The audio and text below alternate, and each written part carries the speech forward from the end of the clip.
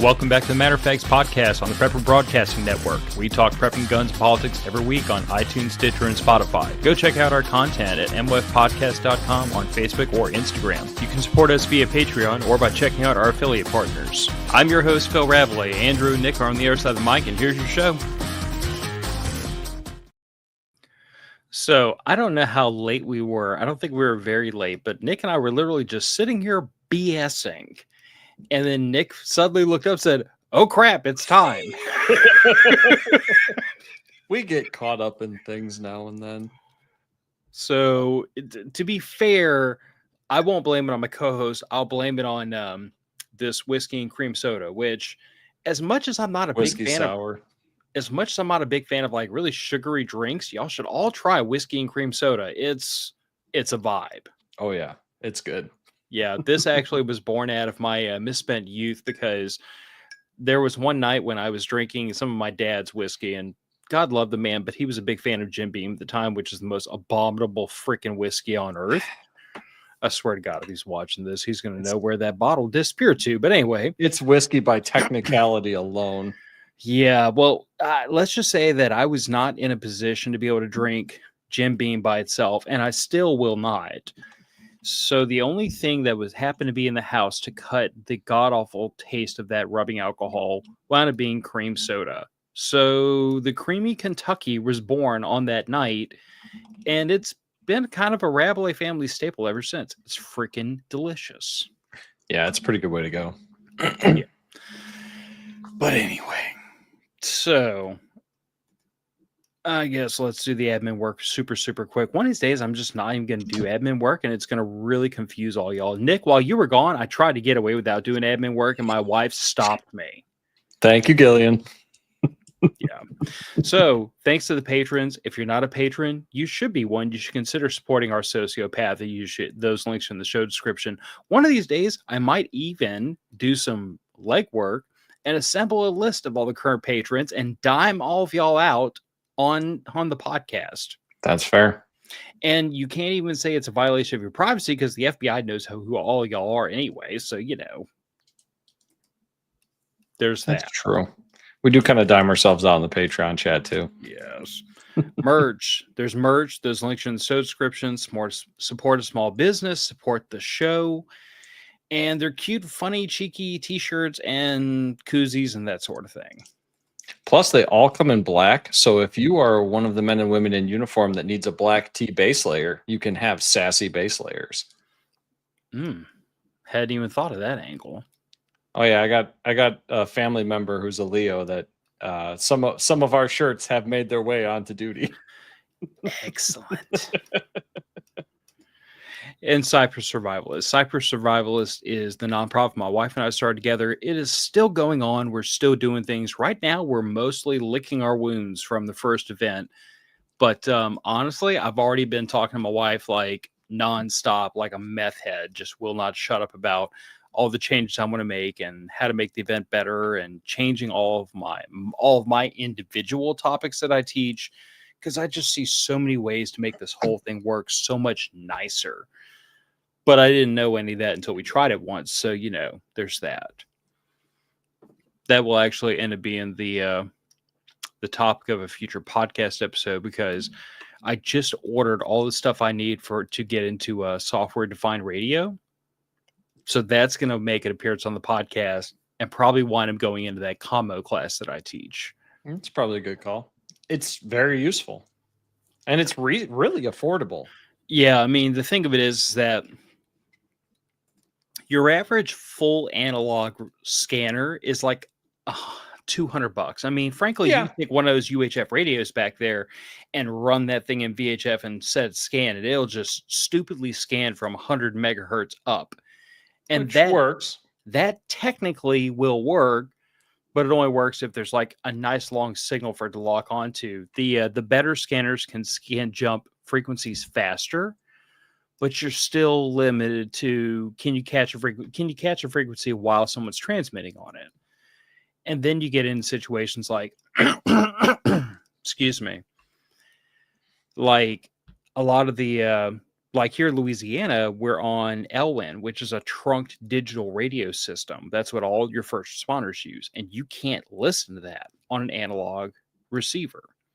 So that's where you need either a $400 to $700 digital capable, trunked capable scanner, or you need a couple of $35, $40 USB dongles and some software and some patience and probably some bourbon. Well, there are some projects bourbon does not help with. They're few and far between and mostly involve power tools. Challenge accepted. You're going to chainsaw with bourbon? No. Chainsaws scare the hell out of me, but I'm willing to tackle electronics and computers. Oh, yeah. while Low voltage intoxicated. systems. Yes, low voltage systems are very fine to play with while intoxicated. If anything, it tells you when you're doing it wrong faster. Just don't let the magic smoke out. Somewhere out there's an electrician, probably Josh, who is just like gritting his teeth listening to this. I'm not a licensed electrician and do not follow any of my advice. Yeah, I've never been a licensed electrician, nor should you ever take my advice where, the voodoo of electrons are concerned. Look, it's a series of tubes. It'll be fine. It's just like plumbing. Don't cross the streams and you're fine. And suddenly, every electrician and every plumber was angry at Nick, all in one voice. Good, I'll get Concrete Crews next episode. So let's talk about the mini talk before we get into the big topic. A couple of days ago, you and I and our patrons were actually talking about how the DOJ had pissed off the entire gun community by saying that the Second Amendment did not protect silencers. I think you could have just stopped with the DOJ pissed off the entire gun community. And just look, any Tuesday, they've probably done something to make us upset. I mean, fair. Yeah. But then this afternoon, they pulled a wait a minute and asked for a 30-day pause to reconsider their position. And you and I were talking about this right before we went live. We did. This is part of what we got caught up in. Yeah. So, first of all, I individually and personally feel like this is possibly a good sign, not because I think anything substantial is going to come from it, but mostly because I think they're asking for this pause because they're actually listening. Like when they did what they did on Tuesday, the entire community freaked the hell out. And apparently someone in the DOJ pays attention and grabbed Pam and said, "Listen, dumbass, you are pissing off our entire, like the boss's voting block with this nonsense. You need to reconsider." And I think that on the face of it is a positive. Like the fact that they are actually, someone in the agency is dialed into the idea that we need to pay attention to the people who scream the loudest because they are leading. They're the opinion leaders. You know what I'm saying? They're the people who have the podcasts, have the blogs, write the articles, who inform the masses. And if we piss them off, we're going to have a whole lot of heat crawling up our bosses behind. Well, look, 2016 was a podcast presidency, 2024 even more so. New media is what is driving politics more than old media has. And new media, the gun tubers, the gun podcasters, the prepper channels, the meme creators, a lot of them are more often now, I'm noticing, more and more pro-gun. Hell, I know you've listened to Tim Pool in the past. Do you remember what he was like 10, 12 years ago? Not 15, but 10, 12. Around the time for a hot minute. Yeah, he was not pro-gun originally. Oh, no. The dude's got 50 cals now and talks about guns all the time on his show. And understand that since you brought up Tim Pool, I still view Tim Pool as like left of center. The problem is he's absolutely a leftist.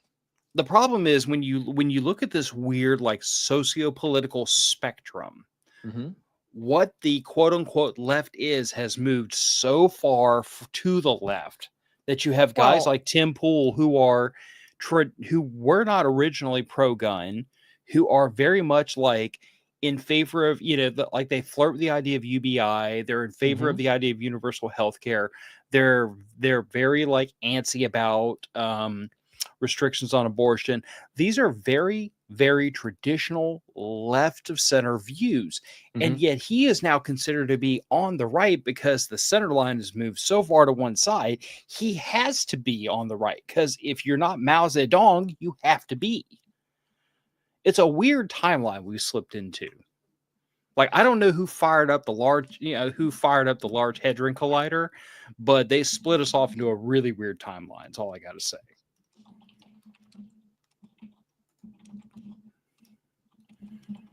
Oh my God.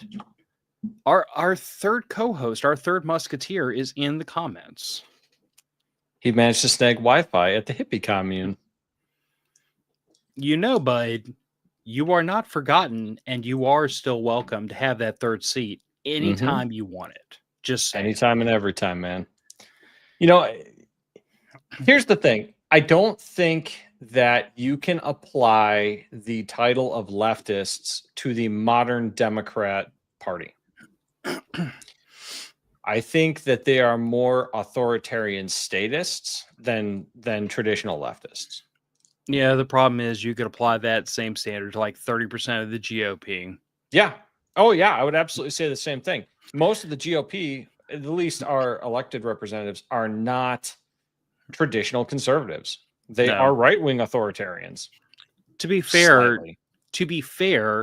the currently elected president is not what I would consider to be a traditional conservative. Oh, gosh, no. He's a 90s Democrat. Yeah. He's Bill Clinton with a shittier haircut. And, okay, I was going to make a joke about getting BJ's in the Oval Office, but, Look, if you're the president of the United States and you're not getting some in the Oval Office, you're doing it wrong. Come on. Just but keep it to your wife and not the interns. But, I was about to say, at least get it from, your ex-supermodel hot-ass wife and not, from a... To be fair, Clinton was not working with the kind of quality. Holy Jesus Christ in heaven. Oh my God. Thank you, Nick. You are going to get welcome. This podcast scrubbed from the internet and probably me Clinton in the middle of the night just on the back of that joke. It's fine. She has more important people to murder. It's totally okay. Well, look, I think you're right. I think that the sea change that you're seeing with this administration, especially compared to the last administration, is when the supporters of the administration disagree with them, this administration reacts. And I think that is a net positive, whether or not the suppressor thing turns out to be a net positive for the gun community. If the administration in charge and the government agencies they control reacts to the public will, that's a net positive for democracy, in my opinion, because they are, supposed to be agents of our will, at least to some extent.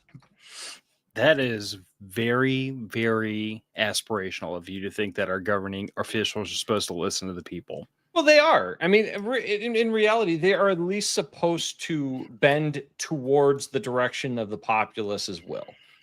Whether or not they do it totally, of course, they're never going to do it totally because we don't have perfect information and the general populace is pretty dumb, myself included. Jesus. Well, they are. I mean, we don't have perfect information. We all have very busy lives. I don't know about you, but I was doing 14 other things today other than, this podcast and talking about the Second Amendment here.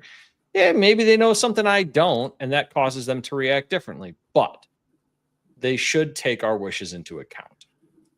Yeah, and I am just that weird person that believes that like the whole point of a representative republic is that people represent the will of the constituents. So even if your constituents want stupid stuff, your job is not to do what's best for them. It's to literally act as the representative of your constituents. And that's, hopefully by collective trial and error, we can make it work all right. I mean, that sounds like really stupid. Like, why would you do something that you know is stupid? But I'm like, you have to understand that like your job as a politician is to literally go to your people and say, what do you want me to do?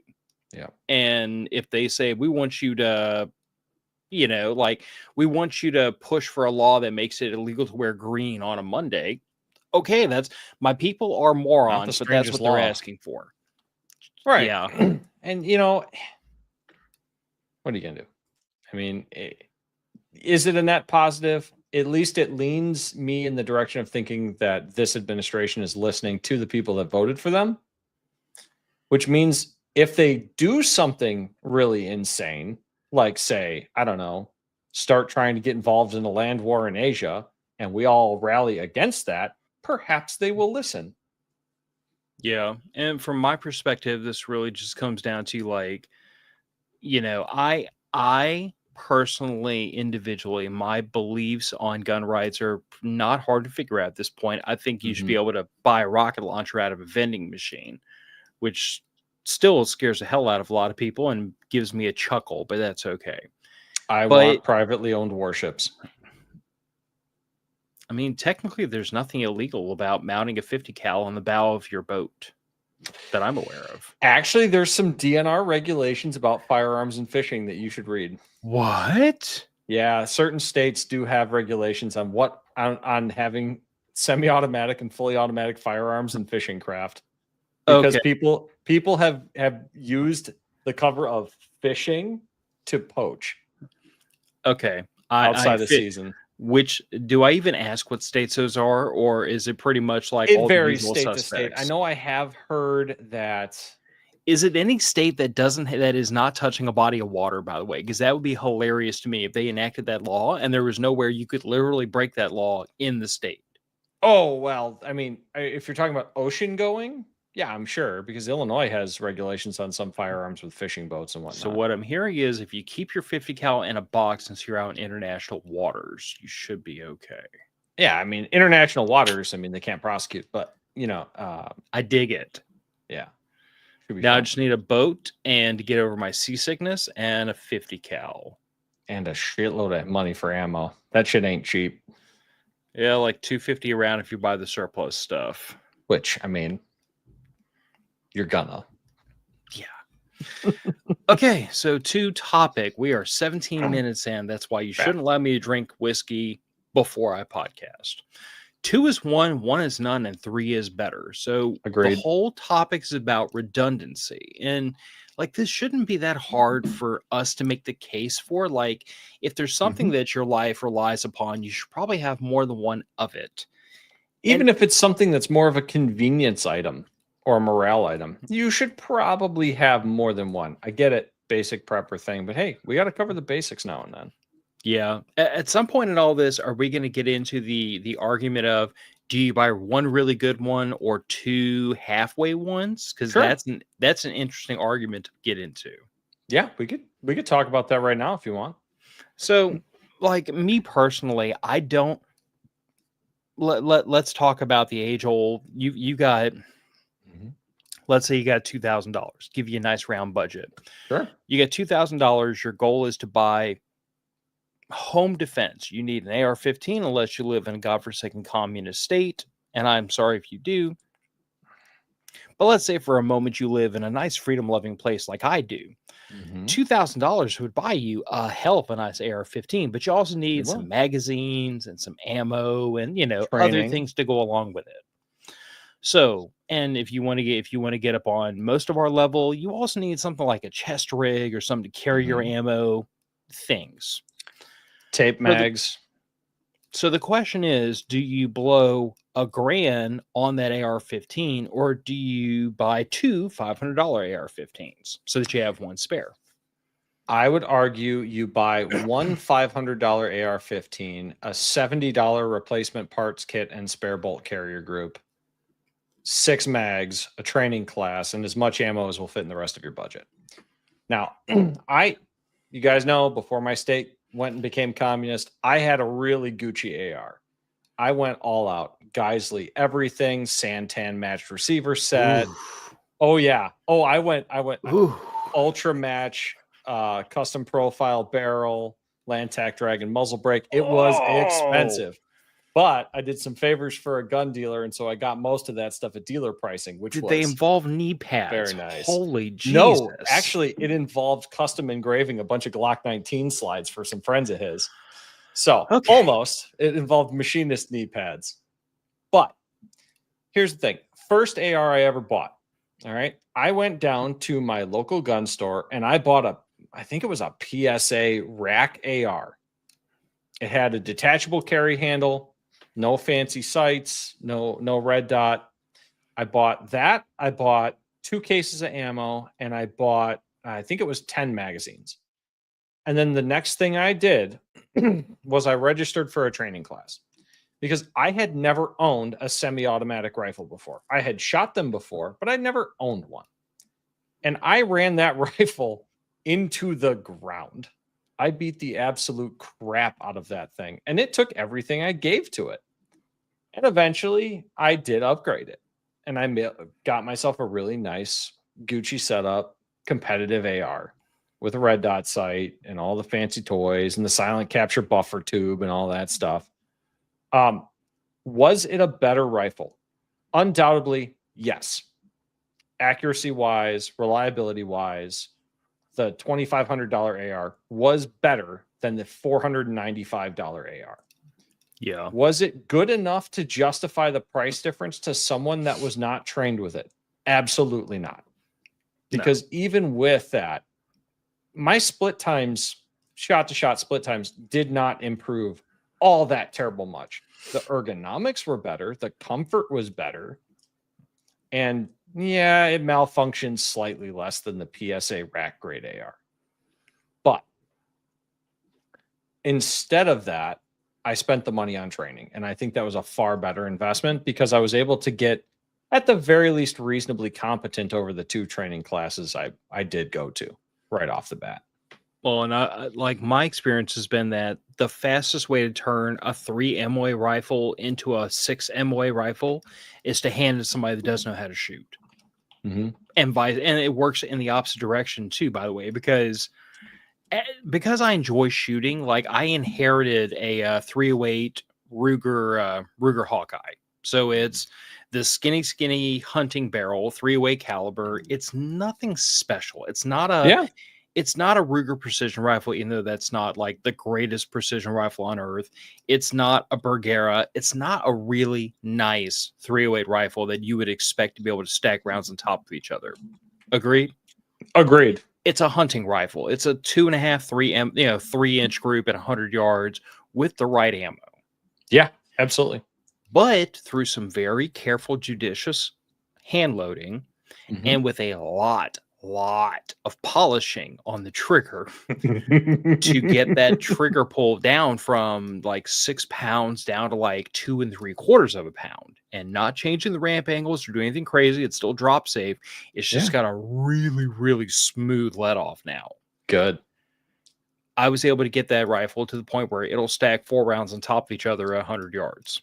Most bolt guns are capable of that with judicial reloading. But most shooters are not. Absolutely not. And therein lies the trick. Like you can hand a $500 rifle or a $5,000 rifle to a novice shooter, and they will perform approximately the same. Yeah, and that's not like a humble brag. Like I am the greatest shooter on earth. I'm not. I am an above average shooter based on the people I shoot with. Sure, but I would happily say that like I was able to put in the work, and I had a day where I had my, just the right amount of caffeine in my brain to make it behave itself and not be jittery. And I went out there and I shot 4 rounds, and somewhere I've got a picture of it. It's literally 4 holes that look like a clover leaf. Like they're all touching at 100 yards. And it's beautiful. But it is. But you take that rifle, you hand it to like some knucklehead who's never shot anything bigger than a 22 and doesn't even shoot that very well, and they're going to make a 6-inch group with it at the same range, with the same ammo, with the same rifle. So like, I agree with what you're saying. My thing is that I think you happen upon the right recipe. The recipe that I personally recommend most people get is if getting 2 decent ARs is going to mean that you have to sacrifice buying ammo, buying mags, getting training, burning the ammo to go do the training, then you're better off getting one decent AR and then an oh shit kit. Get Agreed. a whole bolt carrier group with the bolt, with everything ready to rock and roll. That's not histrionically expensive. Getting No. an oops kit so you have spare springs, spare followers, spare everything, that's not expensive. And between a bolt carrier group, throw in a gas tube if you really want to like bulletproof your setup. Throw in a gas tube. I have put many thousands and thousands of rounds through both of the ARs I had owned, and I have never blown a gas tube, and I have gotten it hot enough to burn the anodizing off my handguard. But here's my question. Have you ever burned out a barrel? On the $500 AR, yes. Okay, was that from heat or from round count? Both. Okay, the reason I bring that up is because certain it was a little bit of both, because I was doing a lot of high volume fire classes at the time. the reason I bring that up is because the way the AR-15 was designed by Stoner, if you just burn down an AR-15, the gas tube should fail. It is the fuse in the system to fail ahead of the barrel or the bolt or something that holds pressure in places you want it to stay. Then yeah, it was over, getting the barrel hot and high round count probably. But no, I didn't melt the barrel. Yeah. So what I'm suggesting is that if you want like spare parts to put an AR-15 back into service, if you just abuse the hell out of it. Yeah. An entire bolt carrier group, a gas tube, and an oops kit. And Spring when I kit, say, an oops kit usually includes like every spring in the rifle, your detents, all that kind of stuff. And if you want to go like one step further, I guess you could get a whole nother barrel and just put it up on the shelf just when you eventually wear out the throat. But like everything I'm talking about is like $300-400 at the max.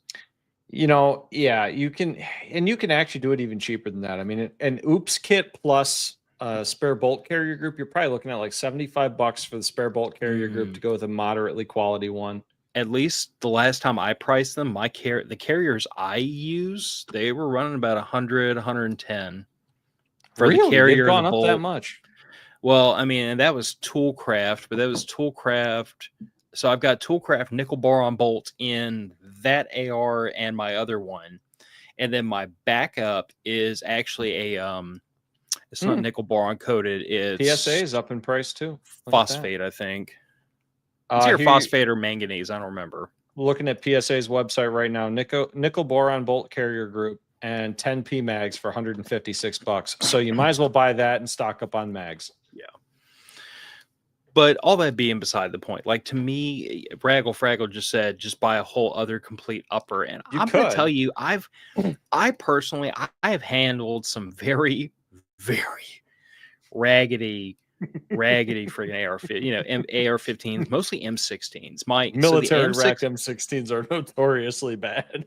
Dude, I'm going to tell you that the M16 I had in basic training was so freaking old that the lower had M16A2. The 2 was stamped over a 1. Nice. If that gives you an idea of how old that lower was. That was the most raggedy freaking M16 I have shot. This is why every time somebody says it's mil spec, I start laughing hysterically because I'm like, you don't know. You think that's not the flex you think it is, sir. I think this applies to more than guns, though. There is a certain level of quality that is good enough to be functional the vast majority of the time. Like, let's go for knives. Knives is an easy one. You could go to Benchmade $400 fixed blades and folders. You could go to Gerber $20 folders. I EDC a Gerber $20 folder. What's that one? Gerber? Emerson. Okay. About the same level as like the mid-range, upper mid-range Gerbers. Totally mid-range, very soft steel, actually. Not the greatest knife on earth, but I'm going to tell you that I've beat on this damn thing hard enough that there's chips taken out of the blade. I'll take slightly softer steel over too hard steel that is difficult to sharpen. Yeah, I've actually got knives that are on both ends of that spectrum. The really hard ones are fun to beat on because you can't kill them. But then, Jesus, you like. But once you do, though, you can never get them sharp again.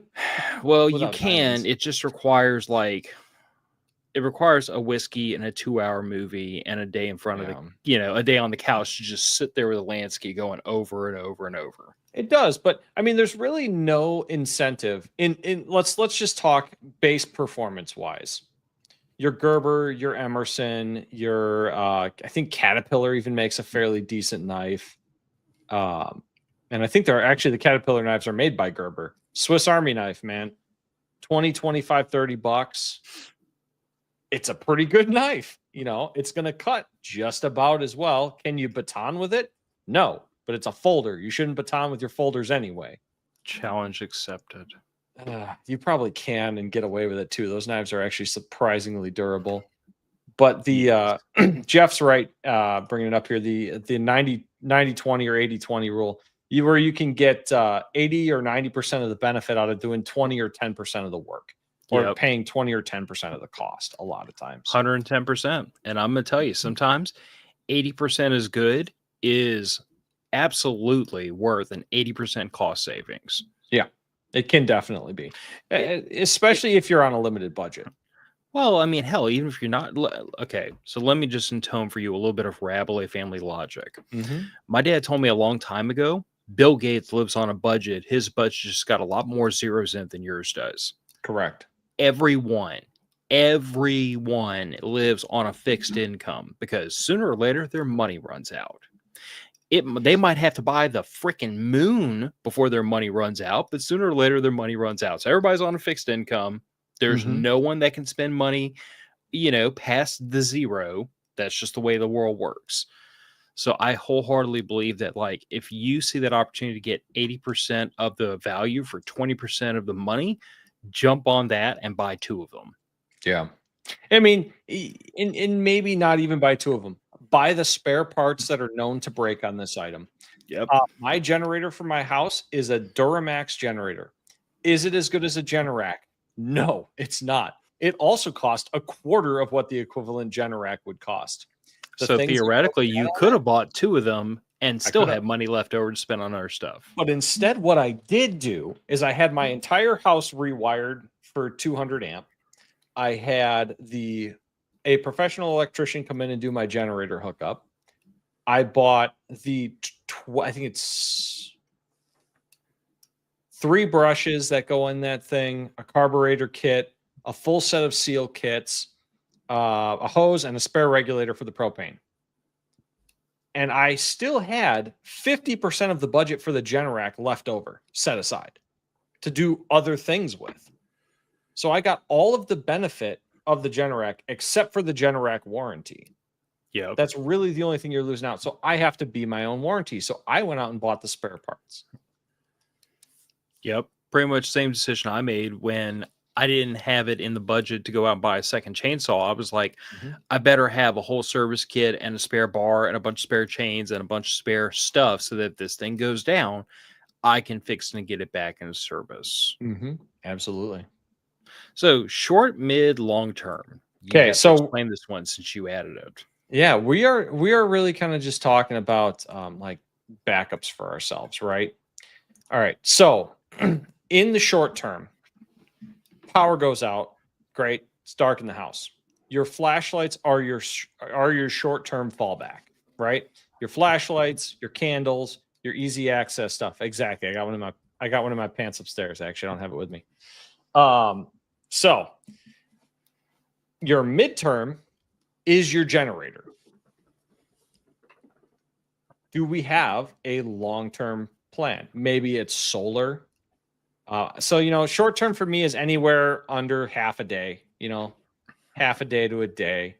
Midterm is, okay, this might last more than a day. So now we break out the generator, keep the freezer and fridge cool and stuff like that. Long term for power, I don't have, because around me, longer than 2 weeks is unheard of for power loss. I have enough propane and gasoline to run my house, enough to keep my fridge and freezer cold and keep my hot water going for a month. Actually, it's a little over a month with gasoline. But so for me, I don't see the need for that long of a long-term power backup. But I just thought we could, when we're going through these things we've got listed here, these other headers, maybe we could just break down, what do you recommend for short term? What do you recommend for in the midterm? And what do you recommend for extended? Yeah, extended might be a better way to put it. I was going to say renewable, because to me, renewable's good too. There is a certain point at which if the event you're preparing for lasts beyond a certain point, there is no prepping for it. You have to have renewable. True. I mean, even if you have a year worth of preps, if the event lasts 13 months, you have to have renewable. You've exceeded what you prepped for.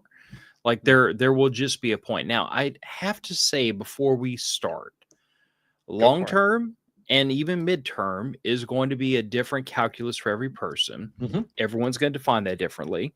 What you prepare for is going to depend on you individually.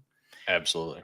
And whether or not you think it's even rational. Like me, like for like my take as an example, like my water, I have a 28-day supply of bottled water on the shelf. That would be considered a long term for a water supply to me. But see, for me, that's a midterm because it's not renewable. Once it's all used up, that's done. My long term is I have a rainwater catch and I have ways to filter it. I have all the stuff I need to build basically a huge freaking Berkey. And I have another rainwater catch that'll hold 110 gallons that I'm in the process of building. Nice. I've got about 80% of the stuff I need. I just need a couple of things, and that'll be on the docket to start. But the point is, to me, it's not long term unless it renews itself, refills itself, replenishes itself. So when you get to the long term point, for me, you're talking about like, I don't have a long term food supply. I think that's fair. That has to go to I grow my own food, I homestead, I whatever. I'm not there. I live in the suburbs. Right. Even me out in the boonies where I am, I do not have enough property for long-term sustainable food growth. I don't.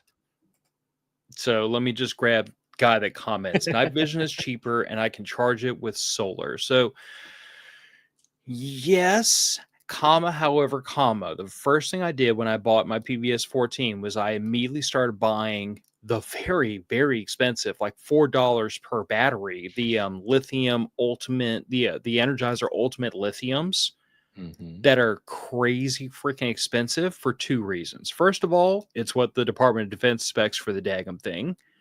And second of all, letting a really cheap battery ruin a $4,000 optic is not in my budget. So, and I mean, quite frankly, like, if you're talking about digital night vision, that's a different scenario. But if you're talking about like PBS 14, PBS 31s, BNVDs, that kind of stuff, it's so power efficient. Just suck it up and buy the expensive batteries.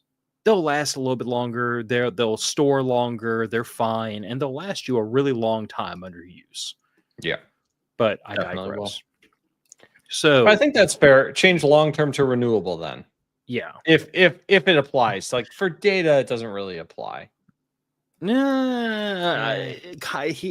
me out though. So data, my immediate backup is stuff that's super so I have this desktop backing up to a 1 terabyte drive sitting over here on the side every night.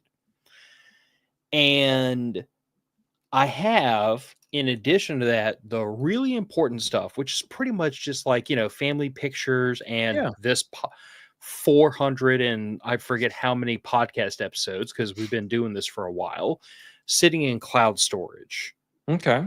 Now, stuff that is sensitive, our taxes, stuff that has PI, stuff that can be used to steal our identity, that doesn't go into the cloud because I have trust issues. Don't we all? That stays on this hard drive and it goes into a thumb drive every so often that I maintain physical custody of. I don't think that there is a quote unquote long. So I don't think that if you're strictly looking at this in terms of electronic data, I don't feel like there is a long term, because if a grid down event lasts for so long, frankly, why do you care if you maintain all your vacation pictures from 10 years ago? You have other problems to deal with if the event lasts too long. You do, yeah. But consider the fact that data can also be stored in physical form.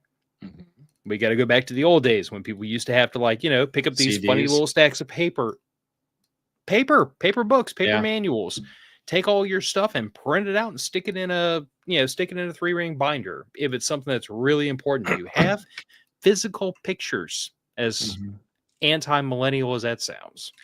Well, to some extent, though, the physical pictures make it more difficult to me to maintain them because they take up a shitload of space. Oh, yes. I mean, the amount of physical photos that my grandparents and parents possess, there is no way on this earth I can maintain them outside of digital storage in the house I have. As they pass those things down, because people do pass those things down. And do you want to throw away pictures of your great grandparents? I mean, personally, I don't, because I like looking at them on occasion. But if we're talking about, we're at the point of like leather studded cod pieces and hockey masks. There's no pictures. So that's kind of what I'm suggesting. Is that I'm saying for like this is all very usability. Okay. And this is all like really open to interpretation, to be honest, because like most people are going to say, Phil, it's Mad Max, it's never going to happen. And I agree with you. It's probably never going to happen. Probably not. No. So since we agree that most problems fall into the short-term or mid-term point, less than months or less. Yeah. Well, I mean, quite call it what it is. If any kind of major grid down event lasts for 90 days, that is functionally be really bad. Country. Yeah, it's functionally the end of the country. I personally do not anticipate myself having to deal with an emergency lasting longer than 90 days. No, I don't. It's not within my capacity. I expect most will last a week, 2 weeks, 4 weeks at the most. 2 weeks, not uncommon. 6 weeks, 6 months at the extreme edge of reality. Sure, and like say a third world war or a pandemic. Yeah, COVID was an emergency that lasted for 2 years. It really wasn't. It was a 2 to 3 week emergency before we had good data on what to and not to do. Well, I mean, call it what it is. If let's say there was something that caused the powers that be to shut down the internet, that would mean that all of your cloud storage is now offline until they flip the switch back on. True. So to me, that's why, I totally understand the argument about short, mid, long-term event, but I also understand the argument about just having things in layers. Like I have this stuff on my hard drive. I had it on a backup hard drive. I have it in the cloud. I have it on a thumb drive.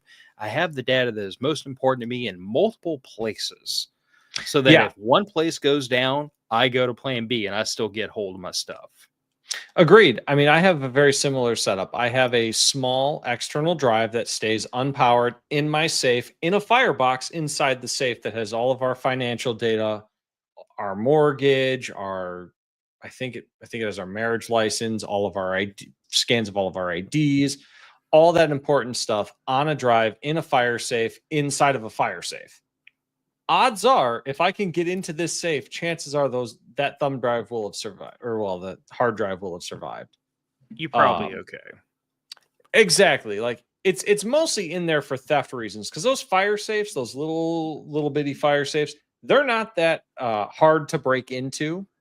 But this safe is more difficult to break into, and it's bolted to a concrete wall and floor. So you're not removing it from the house without removing bits of the foundation. But, cloud storage, excellent place to go. Personally, I have a system that's like Backblaze. We use Backblaze at work, but I have to look up exactly what the name of it is. But it's a relatively inexpensive cloud storage solution that you can use. A lot of people use Dropbox because you can buy their storage pretty cheap. Storage from Google and Amazon is actually pretty cheap. If you don't mind Amazon and Google having your photos, they probably do already if you have an Android phone. And if you don't have an Android phone, then Apple has all of your photos. But if you trust something like Proton a bit more, Proton's good. Proton's what I like. I have Proton VPN, I have Proton Mail, and Stuart is actually one that turned me on to the fact that Proton started offering Proton Drive. And because I have a paid account, I get an absolutely ridiculous amount of storage space. They give you a couple of terabytes, don't they? I don't remember. I know that I have 400 and something podcast episodes in there for That's a backup. lot. Yeah. Well, I mean, they're 50 megabytes each, so do the math. I think Google gives you almost a terabyte of storage if you have just their free email. So I mean, if you have non-sensitive information, and even if you have sensitive information, you can store encrypted files on those cloud storage systems. Just know that if you ever lose the encryption key, you have now lost the files. Yes. And also realize that if someone is hard-headed enough or industrious enough, there's no encryption that is foolproof. Oh yeah, yeah. It's a matter of time and effort. And realistically, most of us are not worth the time or the effort. It's like putting your guns in a gun safe. It is. It will 110% keep curious and even mildly mischievous people out of your stuff. Mhm. But if somebody really wants your stuff, they go and get in. Oh yeah, you can probably get in this safe behind me in under an hour. I'm certain you could. 20 minutes or less. Probably. As long as I'm willing to make some noise. Yeah, exactly. If you're not willing, if you're not being cautious about it, and you've got power tools, probably under 20 minutes. Heck, you could probably get into it in an hour without making a terrible amount of noise. I don't know. But YouTube that if you really want to scare the hell out of yourself. This safe isn't to keep dishonest people out. It's to keep the curious and inept out. Mm-hmm. So let's talk food, water. We kind of already talked about this when we were talking about short, mid, long term. Like, I personally, I don't even keep track of like how much quote unquote prepper food I have. Same. Because I just don't keep track of it. Like to me, it's like I think I can fit another bucket or two over there before Gillian gets pissed at me. Let me do that. They haven't rolled under the car yet. Yeah, well, when the leaning tower of food starts teeter-tottering, that's when it's time to dial it back a little bit. But pretty much Hold that shit to the wall, man. You've got a kid. Yeah, I'm talking about the 5-gallon buckets that are stacked up that are just about chest high at this point. Oh, that's fine. You can go at least one more up. Yeah, but anyway. So like food, I don't know. Like it's a lot of rice and beans and a lot of baking supplies. Like to me, it's more the idea that if we couldn't go to the grocery store tomorrow ever again, how long can I dig back into this cabinet and we still be able to like get the stuff we want, bake the stuff we want, cook like we want. So that's why I believe in like, in a short-term event, frankly, we don't even like change course. Like we, as a cook default, out of the pantry. Well, not just that, but like as a default, our fridge is so stocked. I personally, I keep usually about 5 gallons of milk in the fridge. That's a if lot I have of milk. Time out. It'll make sense in a second. If I have less than 5 gallons of milk come grocery day, I go buy enough to get me back up to 5 gallons. The reason why it's 5 gallons is because we buy half-gallon containers. There's a space in that fridge that will hold 5 half-gallons stacked, one from the front to the back and 2 rows of them. So it's really easy to figure out, do we need more or not?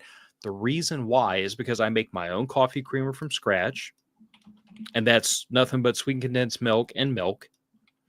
I make my own cappuccinos, my own lattes. I make all that stuff from, at the house. We do all of our own baking from scratch. A lot of that takes milk. So it's not that I drink a ton of like, I just feel like a glass of milk and, drink a half gallon a day. It's more of we use a lot of milk to make other stuff. And for that reason, 5 gallons of milk is about a 2-week supply for us. Maybe 2.5, maybe up to 3 if we stretched it. That makes sense. Yeah. So to me, I always look at it as my primary food source, my fridge and my main pantry. I want to have at least 2 weeks of groceries sitting in there at all times. Sure. Once we get past that, we have a can rack and a second pantry. That is overflow to back up the primary pantry. And then if I get past the secondary pantry, then we're getting into opening up 5-gallon buckets and breaking the seals and having to like replenish, restock things from the quote unquote prepper stuff. Right. So this all comes back to the idea that like this is a multi-level tiered thing where this refills this refills this is what we're eating out of as a primary, but my primary is good for about 2 weeks. That Now, makes sense. we might have to say, I can't make that tonight because I don't have this one ingredient I need, but I can make something. That's or I pretty can improvise close. something. Yeah. So to me, like in the answer is in the short term, we don't even change course. We just say, I feel like making a bunch of cappuccinos for my family tonight, and I can do that because I'm a spoiled as hell, bougie coffee snob. And I'm gonna make that. I'm just gonna do that. Home roasted cappuccinos. 40 pounds of I green know. beans on the shelf. Oh, I know. I'm not judging, man. That's the way to go. If Yeah. you like coffee that much, that's the way to go. I mean, Yeah. for me, I like a good cup of coffee, but coffee is more of a means to an end to me. It's a feeding an addiction. I know. Eventually, you're going to guilt me into home roasting, and I'm going to become an absurd coffee snob. It's not going to be a guilt It's going to thing. be bad. What's going to happen is that I'm going to sneak my my roasting pan, my roasting setup into the back of the Jeep and bring it to summer camp. Oh God! And then It's you're gonna- gonna roast feel this coffee. coming. You're gonna roast your own coffee and grind it and drink it all in God. an hour. My wife. There should is be so no upset going with how back. much green coffee I buy. There is no coming back from that experience when you can literally go from green beans to roasted to ground to drink in under an hour. You will never get that experience of that freshness out of your brain. You'll be stuck. That's fair. Jesus made a comment here. There's a lot of wasted space under beds, and he was thinking about maybe putting buckets under those. Here's the thing about 5-gallon buckets. They are incredibly tall. Yeah. All right. Your bed is going to be insanely tall. About And so I that. mentioned in the comments to him that they do make these like rollaway tubs that are designed to fit under a standard bed frame. You don't have to change anything about your bed frame, and you can use it for storage. Plus, So they're on wheels. If you have a fairly decently sized bed frame, Walmart actually sells the Sterilite brand bins that are they're only about 4 or 5 inches tall, and they're They'll pretty standard large. cans in them. Yep, you can fit cans, you can fit bags of rice, bags of beans, you can fit all kinds of stuff, and just slide them underneath the beds. And you're right, there's a ton of wasted space. There is a ton of wasted space. He's absolutely correct. The only thing I would say is if you are going to put food stuff under there, keep it canned, keep it long-term storage, because I have seen mice and rats chew through Sterilite bins. Yeah, it doesn't happen often, but just be aware. Yeah, fortunately, I think being in a high traffic area like a bedroom would help keep them at bay to a degree. But man, I live out in a country house. I had mice running across the floor of my master bathroom this winter. I caught 2 of them in my master bathroom. But you would think, me and my wife are in and out of there multiple times a day. There's a dog that stays in our master bedroom most of the day and all night. And the door's open to that bathroom. You would think the mice would stay the heck out of there because of the dog, if nothing else. But man, I have seen them in the weirdest places. My wife would pee her pants if she saw a mouse in this house. She's never lived out in the country. I mean, you just get them. You just get them. Yeah. Especially if you live in an older house. Like mine was built in the 60s. I have to go all the way around the house again and check all of the things this spring because we got mice in again this year. It's an every couple of years scenario. Fun. I feel like we also talked about this already. Weapons and spare parts. We kind of already covered that. Like, well, I mean, there is a difference though here that we didn't mention. Your short term is probably going to be your EDC pistol. Now, I'm not saying everybody has to go out and get a concealed carry license. I strongly recommend you do if you are comfortable doing so. I strongly recommend, and if you're not comfortable, I strongly recommend you go take a class and figure out why you're not comfortable. Exactly. And I find a lot of people, as soon as they go through a class and show themselves that they are competent with it and safe with it, they're far more likely to get to get a concealed carry license. I will also say that one time I've had the experience where someone told me like they were really uncomfortable. They wanted to carry a firearm to protect themselves and their family, but they were just uncomfortable with it.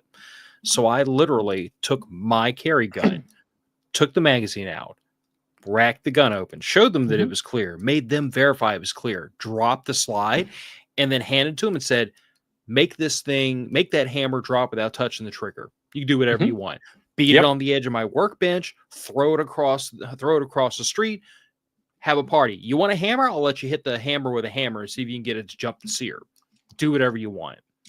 Now, fortunately, they didn't call me on my BS and like get really abusive and crazy with it. But which, I mean, eventually you're gonna blow out something and damage something. But the point remains, an awful lot of damage. I'm gonna tell you, like he got a little aggressive with whacking it on the edge of my workbench, and hammer never dropped. And I just point out to him, like, this gun will not, unless it's a SIG P320. Yes, I went there. This gun will not drop the hammer if you don't touch the trigger. So that is the exception, and that is why it is the meme. Because look, every handgun in my safe, of which there are several, will not go off unless you pull the trigger and have the safety turned off. If you have an issue with carrying a loaded gun without a safety being turned on, buy a gun with a safety. There's a block of steel between your trigger and the ability for it to let go of the sear or let go of the firing pin, however that gun happens to be designed. I mean, but this, try to bring us back here a little bit. Your short-term self-defense weapons are going to be your EDC pistol or your EDC knife, more than likely, or your EDC pepper spray. Pepper spray is great. Your midterm is probably going to be whatever is your home defense gun that is probably in your master suite, or your, what is it? What are they called? The main quarters anymore now. They want to be master PC bedroom. about it. Yeah, they've got a new fancy name for it. It's stupid. It's the master bedroom. I'm not new or fancy, so I'm going to call it the master bedroom. Look, my name is on the goddamn mortgage. I'm the master of the house. That's the way it works. Oh, Jesus Christ. Is that why they don't like the word master bedroom? Yeah, that's exactly why they don't like it. My wife is also the master of the house. Her name is on the goddamn mortgage, too. I couldn't even make my brain go there because it was just like, there's no way. There's no way on earth. Right. But I fucking hate this timeline. Right. Your midterm weapon is going to be the one that you have probably in the house, not necessarily on your person, but is going to be around you while you're asleep, while you're in the house. Some people like an AR, some people like a shotgun. My state is really gay, therefore mine is a 12 gauge semi-auto, which is not really hurting anybody's feelings, to be perfectly honest. I'd rather have 30 rounds than 5. Oh, I agree with you. However, 12 gauge slaps. You and I have talked about this, dude. Like since I bought my first 12 gauge and really started like looking at it as a home defense implement, I'm kind of a fan. I mean, dude, pretty hard to argue with a 1 ounce slug. There is something to be said about throwing 9.30 caliber BBs at somebody all at the same time. I mean, the fact that you can take a Beretta A300 and load it with a literal half a freaking pound of ordnance if you ghost load the SOB. Yep. And then you can drop half of a pound of ordnance on someone as fast as you can pull the trigger is the most arousing thing I've thought of next to my spouse in a very long time. There are very few vehicles on the road today that would survive that, let alone living, breathing creatures on this continent. Yeah, I mean, eight loads of 12 gauge buckshot would drop pretty much anything this side of a Tyrannosaurus Rex on its behind. So I personally, I understand your aggravation about your politicians, and I share it. And if the day ever comes that they get tarred and feathered, I want pictures. I hope so. But in the meantime, 12 gauge, not giving up much. Yeah, it's not bad, but it's, in my opinion, it's not ideal. Because I'm gonna be honest with you, if it was my wife having to handle the 12 gauge, she's not going to handle it as well as I do. She's not. Well, until I can cash and carry a tripod mounted, mod deuce as a home defense gun, then we're not where I want to be. So like, let's Correct. call it what it is. Cash and carry mod deuce is the vibe. So communications, like we've talked commo stuff. I see this not short-term so much cell phone. Yeah, I mean, quite frankly, the very first aspect of your communications plan should always be your cell phone, because they're kind of reliable most of the time. And they're like crack. I mean, who doesn't have one right next to them right now? Yeah, and I mean, my 12-year-old can use a cell phone better than most adults can a laptop at this point. Like, they're ubiquitous. They work reasonably reliably. Why not? Dick shots if they got armor on, but if they're with 25 yards, they're sending frags your way. Or Wally with C4. Fair. All I'm gonna say is dick shots are effective. No. See, this is kind of like the military says you can't use a 50 cal on a person because it's an anti-material weapon and it's frowned upon. So you're not shooting at the person's genitalia. You're shooting at their belt buckle, and that's within bounds because that's as my pistol instructor said, the pelvic girdle, because it's awful hard to walk with no pelvis. Yes, kind of like you don't aim at a person with a 50 cal, because turning someone into baloney mist is apparently frowned upon in a war. But if you're shooting at an AK-47, they're holding, that is apparently within bounds.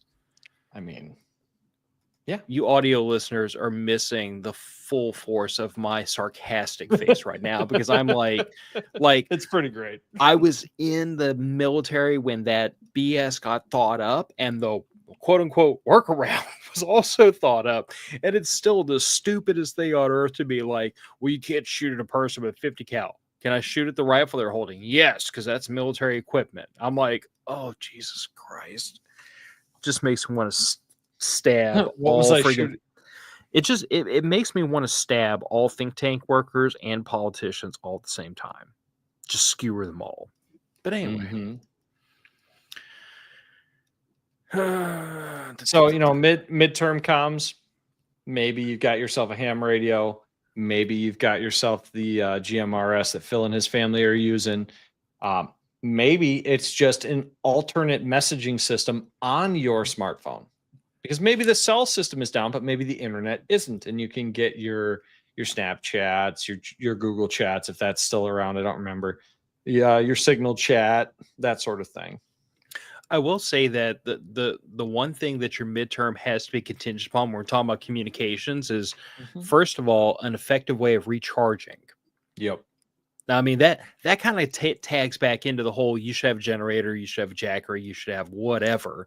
Well, but maybe if you don't even necessarily should have a generator, because some places don't see power outages lasting longer than battery banks. Battery banks. Yeah, battery banks are perfect. They're cheap and easy. These GMRS radios charge off USB-C, so I can take any of several, USB recharging banks I have lying around and use any one of those, to include the Jacker 1000 with the 200 watts worth of solar panels, to recharge all those things. But what I was going to say was, the thing that's important is that whatever your mid-tier communication solution is, everyone has to have. So like, if you're going to use a messaging app, that's contingent upon either everybody being on the same Wi-Fi, which is range limited, or everybody being on the same cell tower, which has to have backup power. If that's going to be a radio, everybody has to have the radio. They all have to be charged. You have to have a comm plan in place, and yada, yada, yada, yada. And they need to know how to use the equipment. Yes. And that all goes into your communications plan, because, like, call it what it is. When the minute you get to the point past short term and you're in a midterm emergency, you don't necessarily want to have everybody walking around with a little murder screen staring at them and playing on, goofing around on TikTok and playing video games and stuff. That's now a piece of emergency communications gear, which means you want to have a plan that says, okay, we're going to check in like every hour, every 2 hours. We're going to turn the phone off when it's not used to conserve battery. We're going to do something. That all goes into a communications plan, and everybody has to know that ahead of time. Absolutely. because otherwise it just doesn't work very well. And as far as like long-term communications, I mean, frankly, if you have I'm doing what I usually do, which is rearranging things in the middle of a show because it just makes That's fine. sense. If your power solution, if you have a long-term power solution, which almost has to be solar or like hydrodynamic, something that's constantly replenishing, then it allows you to do things like we can run the ham radios indefinitely, or we can run the GMRS radios indefinitely because we can recharge them indefinitely. Well, yeah, because the power requirements for those things is extremely minimal. It's very easy to set those up on solar, which I really need to get off my ass and do. I mean, I'll be honest, my wife and I were having a whole conversation about power the other day, which probably bears talking about right now. So Go for it. I had talked to her recently about the fact that like when we look at our power situation, you know, we have several USB power banks. I don't have as many as I would like, but there's not a reasonable number that will ever accomplish that. I like having lots of the smaller ones because you know, like I've got one sitting right back here. Actually, I've got one that's back there in the Jackery box. I've got one that lives in my my work backpack in case I'm at work and the power goes out and I need to recharge my phone. I have several of them. They're kind of dispersed. I know where they're at. I can go put hands on all if I have to, but they're kind of like spread out in different spots. So that way, wherever I think I might need one, there's one close by. Yeah. My midterm solution is I've got fuel and I have a 5K generator. Yep. And then long term, I have a Jackery 1000. I've got 200 watts worth of solar panels. It's enough to keep your comms gear going. Well, it's certainly it's frankly it's enough because I know I've done the work, I've tested it. It's enough to continue to keep our chest freezer from thawing basically indefinitely. Perfect. I would eventually lose what's in the refrigerator, but you're going to eat that pretty quick. Yeah, you're going to eat through that. And quite frankly, if like tomorrow the lights went out, we're never coming back on, I would take everything in the freezer and I'd shove it in the chest freezer, max it out to the top. And I'd let what's in the fridge just go. Who cares? That makes sense. We do have a good question here, Phil. I think it's a sarcastic question. Jesus is asking, what's more important, caliber or training? And I think you and I, are in total agreement on that. I tried to make a comment on that, but YouTube wouldn't let me.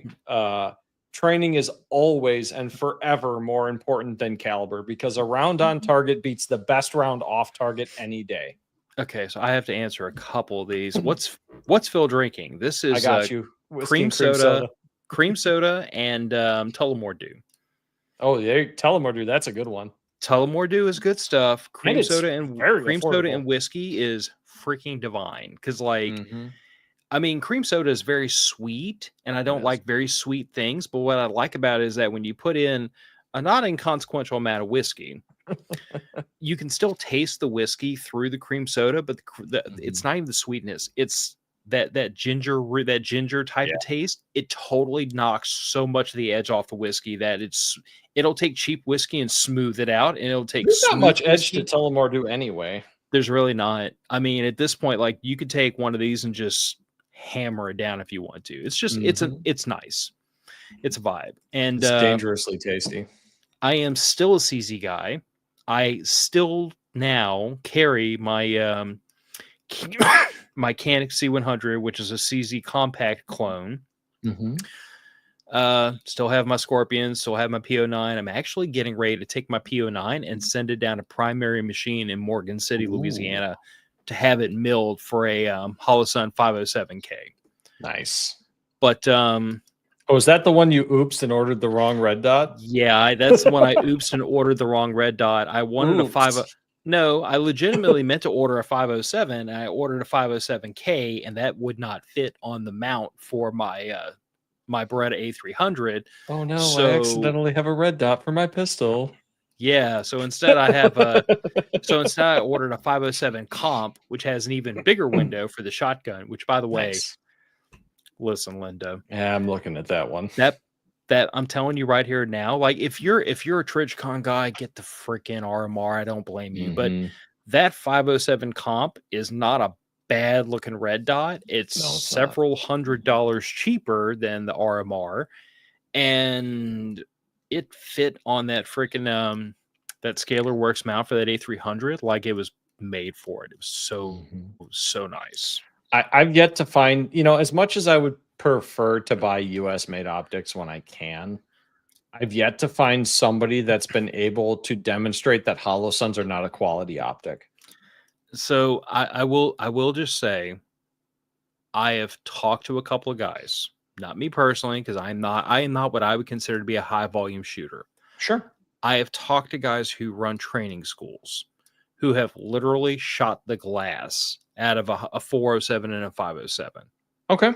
It's exact same optic, just different emitter. Exactly. So they have literally, not from beating on it, not from abuse, not from drop tests, they have shot 407 and 507 equipped pistols until the glass popped out the front of the red dot. I have never heard of that happening with an RMR. No, that's fair. So now here's the flip side of that. Do you think rationally you or I are ever going to put the tens of thousands of rounds through a red dot equipped pistol necessary to make the glass fall out of the front of it?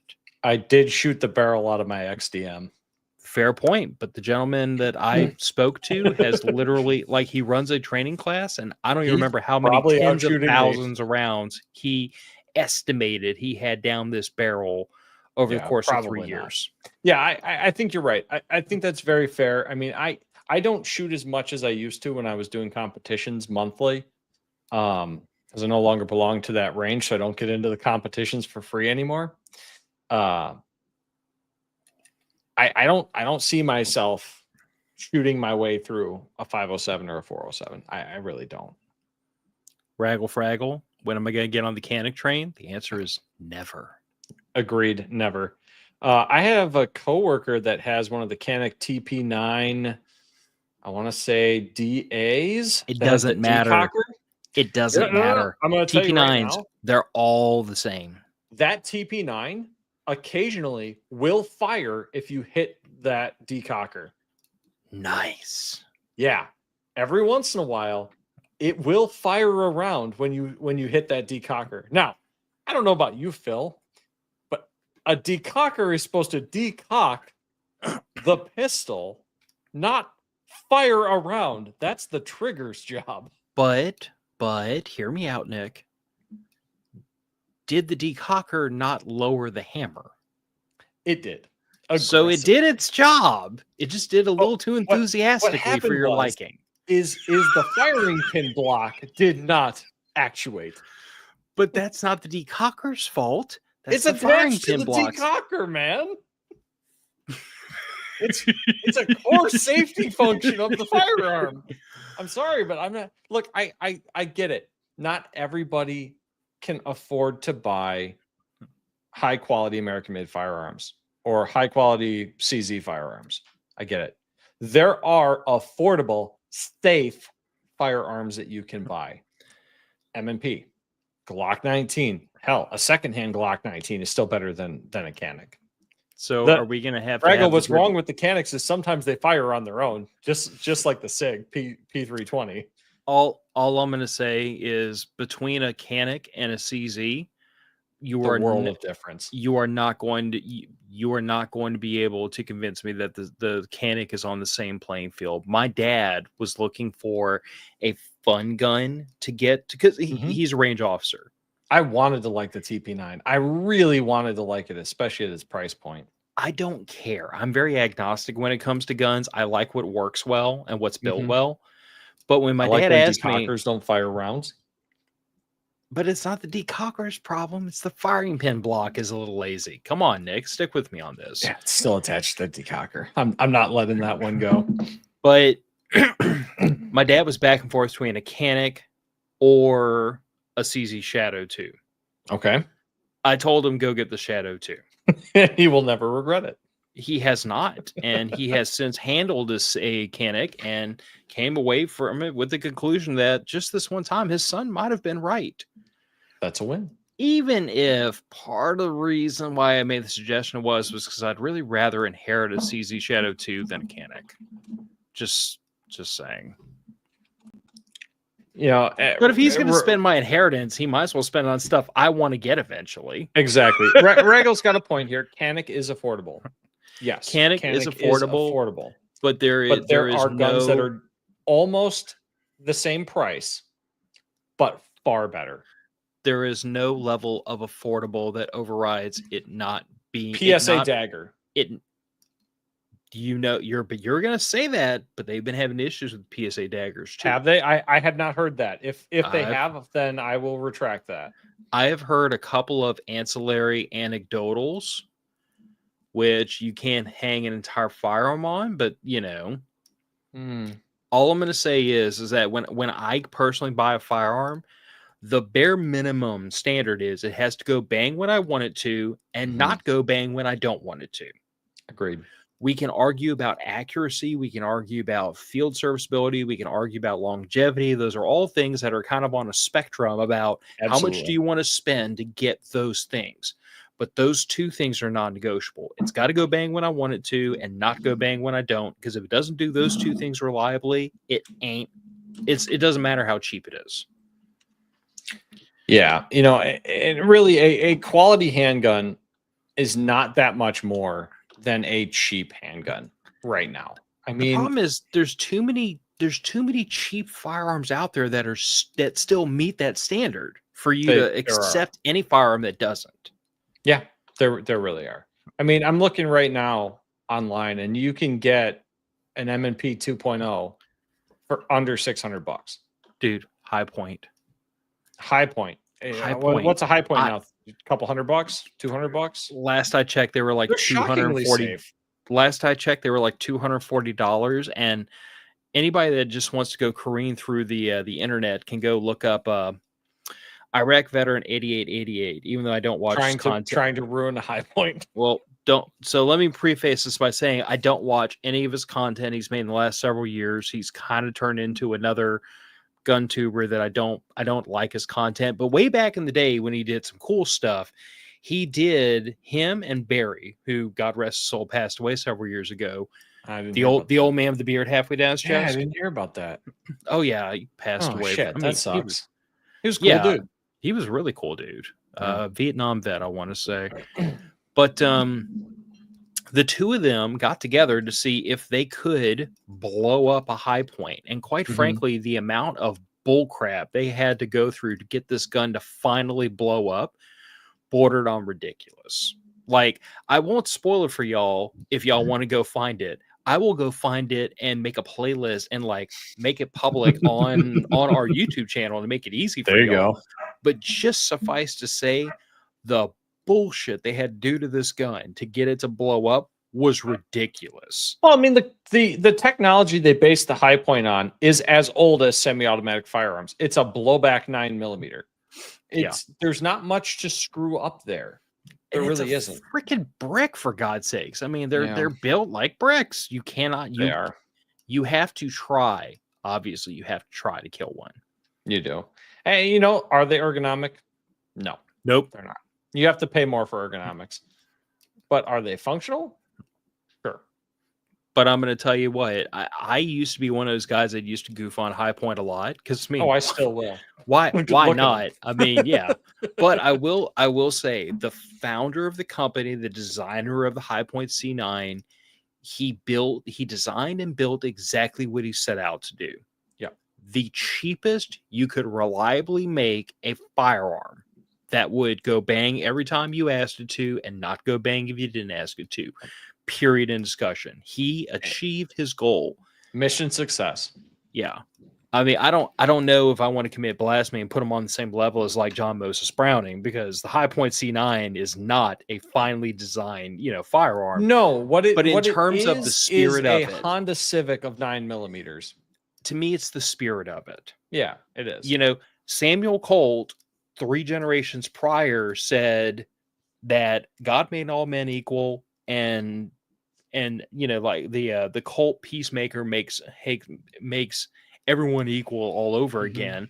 And I look at the High Point C9 in the same way.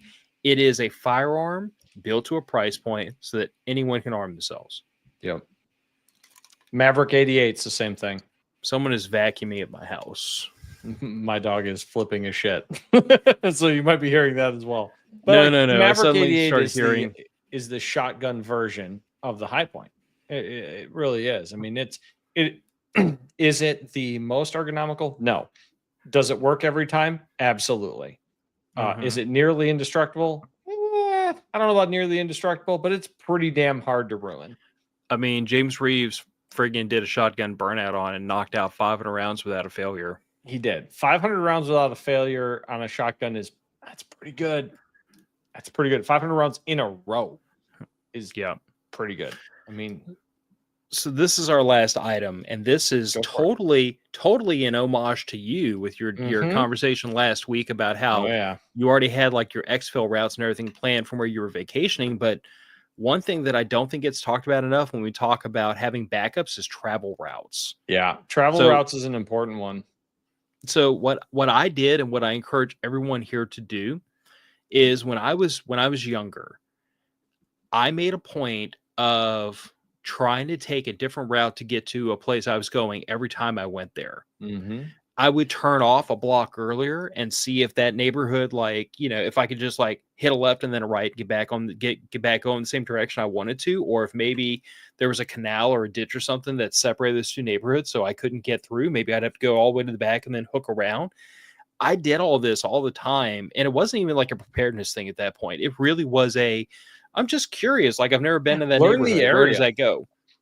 There is no sometimes downside. You find a good restaurant that way. Yeah, well, if nothing else, I'm sure everyone's had the aggravation of like, oh, I can't go the direction I wanted to because of road construction, or because there's a wreck, or because there's whatever, or there's a truck that has shut the road down because it's backing into a driveway. There's so many good reasons. There were trees down on my primary route into town to get to the game store to play a 40K game.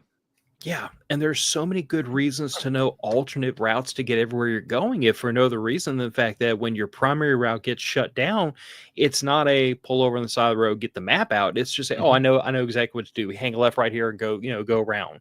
Yep, exactly. And I feel like that becomes even more important when you start talking about being out of your home area. Yeah, it's hugely important. Now, I didn't have my exact route planned when we had to evacuate. I had a few areas north, south, and west of us that I knew I could go to 24 hours a day and stop there safely for gas. The reason why I didn't have specific routes planned is because there are very few routes in mountainous areas that you can go place to place. And I was fairly confident that I would have GPS and my road atlas that I keep in our vehicle whenever we're going out of town in order to plan a route, short-term notice. But what I didn't know if I would have was time to find a 24-hour gas station or a 24-hour rest stop. Personally, if I'm going on a vacation in an area that I've never been to before, I will try to find a few places within an hour that at any time of day I can go to and get, number one, a bathroom, number two, gas, and number three, food. Because if you had to evacuate for whatever reason, great, it's 3:00 in the morning. You're going to drive an hour. You're going to hit the bathroom when you get there. You're going to gas up your car. What's the next thing you're going to want? Breakfast. Especially because on this particular trip, we were traveling with a pregnant family member. And those of you who have had spouses or family members that are pregnant, what do they need? Bathrooms and food. Constantly. And rightly so. Well, I mean, when you have a baby xenomorph, like Exactly. crawling around your bladder, kicking it and strangling it all the time, that kind of happens a lot. And leeching off your breakfast. Yeah. But I'm pretty sure it's the getting kicked in the bladder at 4 o'clock in the morning that aggravates pregnant women the worst. 100%. But there's nothing worse than, trying to, because you're trying to be a normal person and use a bathroom in a bathroom. Yes, we can all pull off and do a cornfield and take care of business when business got to be taken care of. But it's far more comfortable to do it in a heated or air-conditioned gas station restroom. Yeah, I will say that I live with two women, and I've noticed that they greatly appreciate the presence of clean bathrooms. I mean, both of them have peed off the side of the road before, but neither one of them's ever been real. It's never been a highlight of their day. Put it that way. Oh, for sure. But if you're not familiar with the area you're going, at the very least, know the major highways that go away from where you're at towards the other major city. At least have an idea of, okay, I need to get on 63 North, 32 West, whatever. Because if you can get on that and get out of the immediate area to begin with, great. You're out of the danger zone if there happens to be danger in that area. Or you're gonna run into a restaurant, a gas station, or a rest stop on those major roads, at least in the US. Mm-hmm. It also helps to bear in mind like some basic axioms like even number highways run east and west, and odd numbers run north and south. That's a very simple way. If you start to get turned around, start looking at your signs and figure out at least what direction you're going. Yeah, absolutely. And then always and forever, if you're on vacation, keep your car above half a tank of gas. God, yes. The only time if you're at home, keep it above a quarter. Please keep it above half. So the only time I don't abide by that is when I'm making long distance trips in my truck. And that's because that Tacoma, for everything it has going for it, gas mileage is not really on the list. And on a good day, if my right foot is not too heavy and we're not loaded too heavy, it'll do about 18 and a half, squeak 19 miles per gallon going downhill. My Ram 1500 gets 19.2 with the tonneau cover now. Yeah, you also have probably like what, a 35-gallon gas tank? I have a 20. I have a 20-gallon gas tank. 35. Actually, you know what? I haven't done my fuel economy numbers with that improved fuel economy because it's actually like a 12% improvement over not having the tonneau cover. 672 miles to the tank. That's a significant improvement. That's a 72-mile improvement over my previous. So typically I will let that tank get down to about a quarter, but only if I'm going into an area that I know very well. Like a lot of the trips we've made before. So like I know there's a gas station I always stop at that's right here. You know what I'm saying? And I will stop right there. But then again, like anytime I've ever been in a situation where like we were, I don't want to say doing a bug out. Oh, quit. 100-gallon auxiliary tank. Quit bragging. That would take up my entire bed. No, it wouldn't. It would probably be just about the size of a bed spanning toolbox, probably. Just probably a double depth one. It would be a bitch on your leaf springs. Didn't I tell you that about I have 800 pounds? I have helper springs already. Well, you should. No, I mean helper springs on top of the factory ones. What are you running daily in that truck? Daily, nothing. But when I camping load. Camping load, right? 650, 700 pounds. Yeah, all right. You should have bought a half-ton pickup. I mean, there's an argument to be made there, except that the Tacoma really is like the perfect size truck for me 98% of the time. Yeah. No, I and agree. it will my do Ram what is, I want. Is too big of a pickup for 90% of my daily needs anymore. Yeah. Yeah. I mean, truthfully, it's not that the truck won't eat a half ton in the back. It's that I'm going to be driving like a cholo, staring up at the ceiling with my butt dragging at that. That's fine. That's what the helper springs are really. As long as the front wheels still steer, it's okay. Well, the helper springs really help out with keeping things level when I'm loaded heavy. Put it that way. Oh, absolutely. And a little bit too comfort. Yeah, it helps a little bit. Yeah, a little bit. So is there anything else we can chuck in here? I mean, like, I don't feel like in this crowd we should have to beat on people too hard about the idea that like 2 is 1, 1 is none, and 3 is better. Because if it's a mission critical, life-saving thing, I feel like you should have a backup thing or at minimum backup parts. If it's a comfort thing, we didn't talk about was emergency fund. Oh, you're right. We didn't. Emergency fund is a big one. Look, guys, when it comes to redundancy, there are very few things. And I'm American, and I think most of our audience is American. We've got one Kiwi, and I don't know of anybody else. But I could pull the statistics. But last time I looked, in New Zealand as well, money solves most of our problems very quickly. So a well-funded emergency fund to replace your income in case of job loss or catastrophic damage or failure of your home, not a bad thing to have. So since we're going that direction, short term, Mhm. I mean, I've always got a little bit of cash in my checking account. I usually don't let my Absolutely. checking account get really, built up, just because if my checking account gets compromised, It's shut the easy deck. to do with debit cards nowadays. Yeah. Mhm. But I do keep a fairly healthy liquid cash fund in my savings, and that is really mostly targeted to be like, X number of months of my income or my wife's income or both of our income if jobs suddenly became an issue. And which for any of us at any point it could be. I mean, you work in the public sector, so it's a little less likely, but furloughs are a little more likely. I mean, given what's been going on in the last 3 months in the public sector, I don't know. There's been a lot of people sent home from work. It can happen. It certainly But can. traditionally speaking, I mean, Yeah.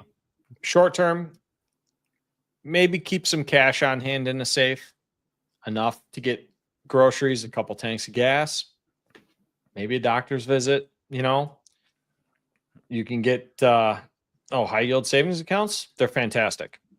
If Yeah. you have enough surplus to use them and you can park your emergency fund in them, why not earn 5% instead of 0.5?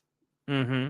And for the same reason, I mean, 401ks, 403bs can be really useful if you have some kind of a ruling that allows you to like make an emergency withdrawal and then pay it back. See, like Roth's good Roth is for gained. It's a little more penalty if you have to pull it out for an emergency, but you should have a cushion of emergency fund in a more accessible location. Yeah. Now, I will happily say that, like, I will always be a proponent of having a roll of cash in your house, in your gun safe, in your whatever. And I happily admit that there are scenarios in which cash is not going to be useful. True. But those scenarios are so far outside of normal, we might never see them. That is a very good point. My wife just brought up in the comments. We ran into a problem on vacation where the gas station we went to had no gas. We were in a small town outside of the tourist town of Gatlinburg, Tennessee, and we stopped at a small gas station, and the only thing they had for sale was diesel. Oh, wow. Yeah. Yeah, I haven't seen that in a hot minute. So there's that. This is why I don't like getting below half a tank of gas when I'm on vacation, because I don't necessarily know when the next place I'll be able to get gas is. Yeah. In my case, a quarter tank of fuel for that Tacoma is still a good 60, 70, 80 miles. So Sure. We had my wife's Trailblazer, which is a 12-gallon tank. Oh, Jesus in heaven. But it gets like 38 miles to the gallon. So, well, thank God for that. I know, right? It's fantastic. We went to Gatlinburg and back on like $150 worth of gas. Phenomenal. Yeah. A Toyota screwed me on both ends with the 20-gallon gas tank and 19 miles per gallon. Well, put a couple jerry cans in back, 3 jerry cans in back, and you match my truck. I do. This is why I've told my wife consistently, if we ever have to evacuate from another hurricane, I'm going to have 2 5-gallon jerry cans with the donkey schlong, the with that sitting in the back of the truck. The metal and plastic ribbed for your gas flinging amusement. Yes, I have to throw this up because I saw you try to move it out of the way. I didn't try to move it. Short Tacoma is less likely to get stuck than long American trucks. Accurate. Shorter wheelbase trucks do tend to sink less in the mud. I will say that even above and beyond that, short wheelbase trucks infinitely more maneuverable. Mm-hmm. I've driven some long wheelbase trucks in my day, and like, oh yeah, you can get in some situations where you just can't turn that truck around. Yeah, that's what the ground clearance is for. You just mount the curb and call it a day. Yeah, unless the thing you're trying to move around is as tall as you are. True. That's when horsepower wins. There is no replacement for displacement. Yeah, so Raggle Fraggle, I've thought about throwing an ox tank in the truck, and Me it's too. just something I cannot get my brain to want to commit the money and the aggravation to, The unless cost ahead of time is so huge compared to just sticking 4 jerry cans in the back of the bed. Yeah. Now I will admit I have given thought to maybe like a small, like a 5-gallon fuel tank mounted it up against the side of the bed on Mhm. top of the bed well, and literally just put a 12-volt fuel pump into it Mhm. and put it on a switch, and then run a hose right into the fuel filler hose Mhm. and just dump straight in through there. I mean, it would not be a smart system. It would be it'd be a make sure the tank's below half, because I know that means I got 10 gallons of fuel capacity in the tank. Flip the switch until until the tank starts until the pump starts sucking air, and that gives me just 5 extra gallons. But I don't think I would want to go through the aggravation of a large auxiliary fuel tank in there when I've already got 2 5-gallon jerry cans, and that, yeah, it involves pulling over the side of the road. But quite frankly, between my bladder and my blown out hip, I can't sit in that truck long enough to drive through 30 gallons of fuel without stopping. It's not going to happen. I can tell you, I have driven through all 600 miles on my truck without getting out, and I don't have a blown out hip, but I sure felt like I did when I got out. You got to get Yeah. out and move, man. you just gotta. There is something about being an a-hole to your body when you're younger, Mhm. and it waits till right about this side of 40, and then it's like, hey, remember all those stupid things you did to me? Oh, Hello, howdy! If no it isn't the cartilage. consequences of my actions. Yeah, not having cartilage is fun. Yeah. Also, turned 42, and I don't know if y'all can hear it. Nope. Okay. If I put the microphone up against my chest when I rotate my shoulder around, you can just hear a constant Yeah, grinding the noise. party noise. Yeah.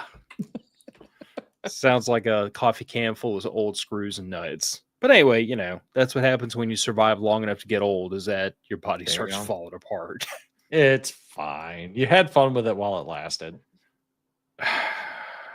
So many places I could take that joke, and none of them are appropriate for younger audiences. It's fine.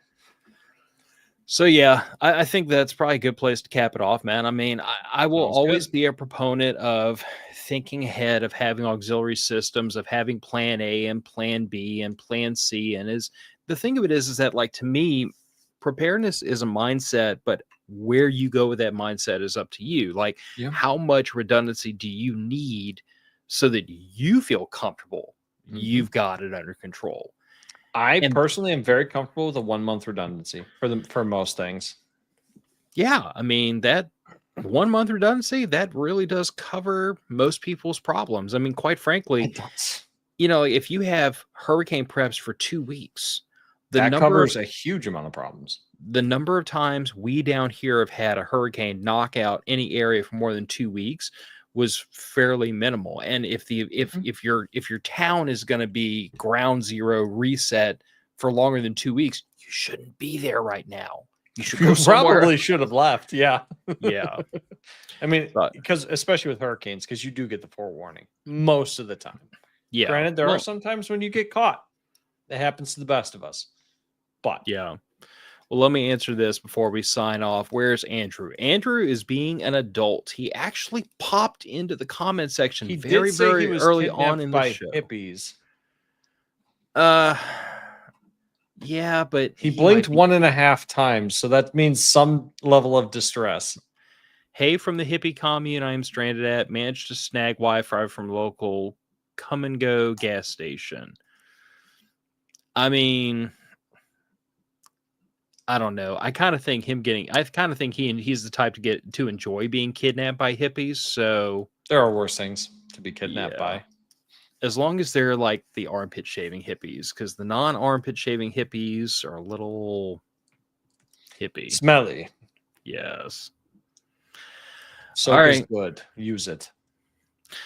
Well, let's go ahead and sign this one out. Matter of Fact's podcast is going out the door. Nick, thanks for the topic. because I was really at a loss this week, and you dropped this one right into my lap. And maybe by the time we get together next time, maybe I'll be able to talk about software-defined radio in a semi-intelligent format. That'll be interesting for sure. What, me talking about anything semi-intelligently? Thanks. No, software-defined radio. I only know like the cursory topmost level of how that stuff works. And I think it's fascinating, but right now I do not have the spare brain power to get into it. Yeah. Well, for me, I'm gonna dip my toe into it like I do most things. Like, I want to be able to talk intelligently about it. And communications has just kind of become like my little well, it's become my hyperfixation target for the time being. Good. It's useful. Yeah. Until it's I better find than something, the new thing I got hooked on. Which was GIMP free Photoshop for making fantasy maps for D&D games. I'm not hearing it. I've spent the last 3 days learning how to use photo editing software to make fantasy maps. It's only mildly useful. I don't know why I needed a map that is accurate with plate tectonics and geomorphology, but I have one. Because? Yes. Because my brain wouldn't stop. So I had to do it. One of these days we're going to have to get together for like a D&D game.